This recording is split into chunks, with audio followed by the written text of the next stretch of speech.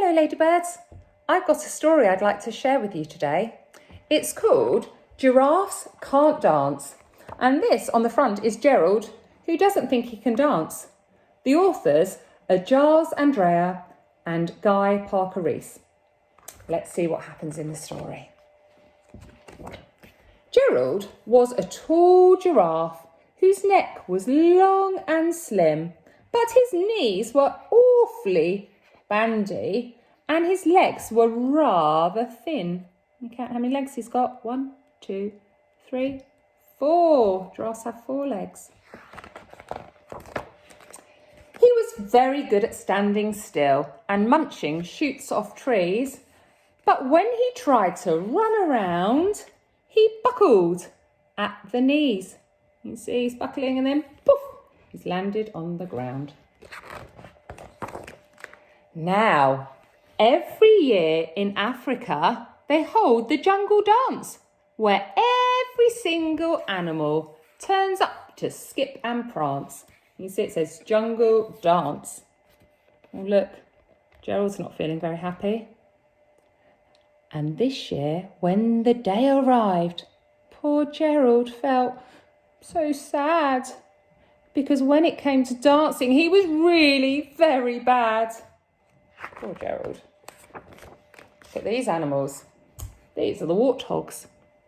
The warthogs started waltzing, and the rhinos rock and rolled. The lions danced a tango, which was elegant and bold. They're types of dances. I wonder what the next animal's dance is going to be. Oh, these are a cha-cha. The chimps all did a cha-cha with a very Latin feel, and 8 balloons then teamed up for a splendid Scottish reel. You see those baboons, they're linking arms, and they're going to be dancing round and round. Gerald swallowed bravely as he walked towards the floor. But the lions saw him coming and they soon began to roar. Hey, look at clumsy Gerald. The animals all laughed. Giraffes can't dance, you silly fool. Oh, Gerald, don't be daft. Saying Gerald can't dance. Gerald simply froze up. He was rooted to the spot. They're right, he thought. I'm useless. Oh, I feel like such a clot. Where's he going? So he crept off from the dance floor and he started walking home. He'd never felt so sad before, so sad and all alone.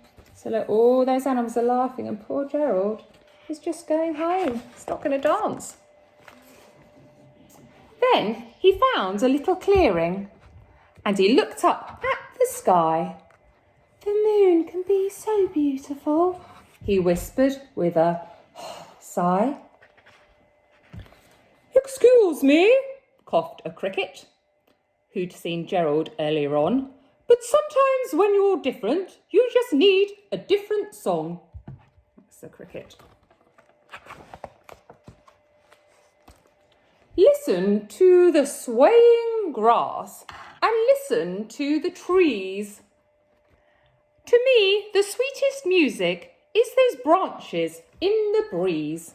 You see, Gerald's got his eyes closed and his ears up. He's listening really hard. So imagine that lovely moon is playing just for you. Everything makes music if you really want it to. You see, he's really listening hard. With that, the cricket smiled and picked up his violin. Then Gerald felt his body do the most amazing thing. His hooves have started shuffling, making circles on the ground. His neck was gently swaying and his tail was swishing round. Looks like he's starting to dance. He threw his arms out sideways and he swung them everywhere. Then he did a backward somersault and leapt up in the air. He's definitely making moves and dancing. Look at Gerald now. That's a very happy face, isn't it? Gerald felt so wonderful. His mouth was open wide. I'm dancing. Yes, I'm dancing. I am dancing, Gerald cried. He was very pleased with himself. So he had a go and he could do it. Then one by one, each animal who'd been there at the dance arrived while Gerald boogied on and watched him quite entranced. They shouted, "It's a miracle! We must be in a dream. Gerald's the best dancer that we've ever seen. How is it you can dance like that? Please, Gerald, tell us how." But Gerald simply twizzled round and finished with a bow. Can you see he's taking his bow? Then he raised his head and looked up at the moon and stars above. "We all can dance," he said, "when we find music that we love." So at the start of the story, Gerald didn't think he could dance, but he had a go and the cricket helped him. And in the end, he really enjoyed dancing. Maybe you could do some dancing around the house or in the garden. What music are you going to choose? Is it going to be really fast music? Is it going to be very slow music? Is it going to be very quiet music? Or very loud music? Can you hear sounds in the garden that you could think make music? Or can you make music yourself?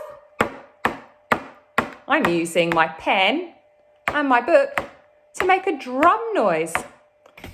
You can even use your hands to make music. What different ways could you make your hands make music?